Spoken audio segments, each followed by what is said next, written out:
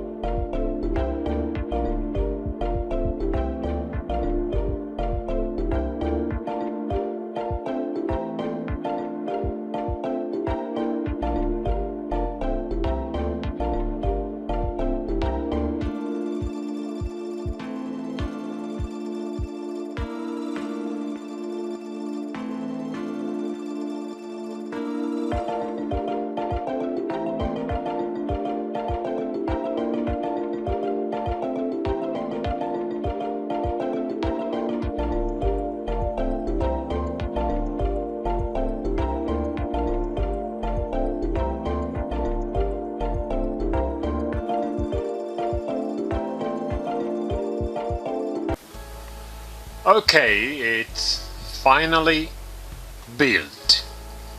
It's about time. The bridge, the train bridge, is already built. Let's show something interesting about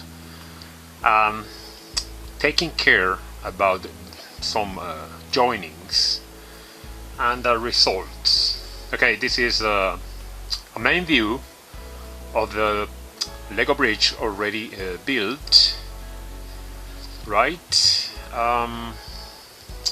No molding pips showing on these Lego bricks, right? No molding pips. The molding pips should be at the back. Okay, let's check some parts which are very hard to understand. So these 1x1 plates, blue plates, okay, if you see on the front, you don't recognize them or you don't realize them. The other part is this 2x2 plate in blue. Okay, the other part is this tricky solution I added with the 1x1, the brick modified 1x1 headlight, okay, in order to apply or join this 2x8 plate, okay. And as I told you beginning this video, this 2x6 plate. Okay, let's get a view of this structure. The front, you see the rail tracks, the train tracks on it, the defenses. That's what I calling them, so no problem. On the other thing we have to take care is the bridge. It's kind of brittle, so it could get unassembled easily. So we got to be so careful with that. And the other part is for the molding pips. Okay, all molding pips at the back. Right, let's check it out. Under view, at the bottom, sorry.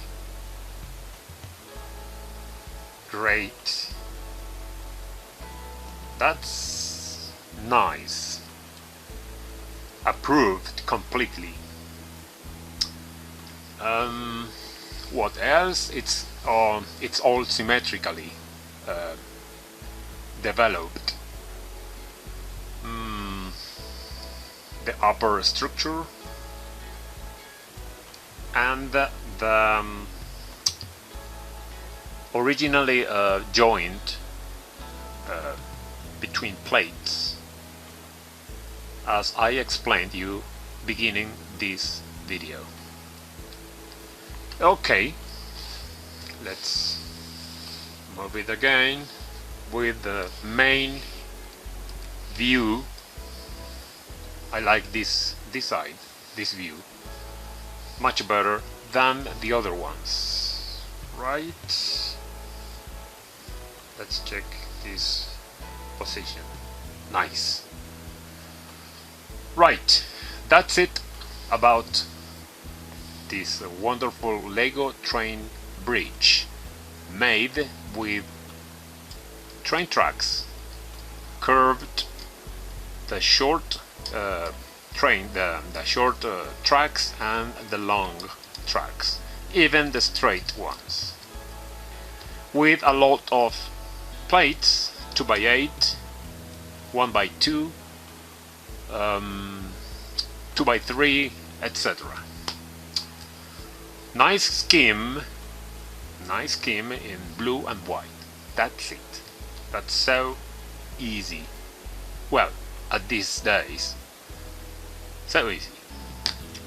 Thank you very much for watching this, and let's go on to the next review. Bye bye.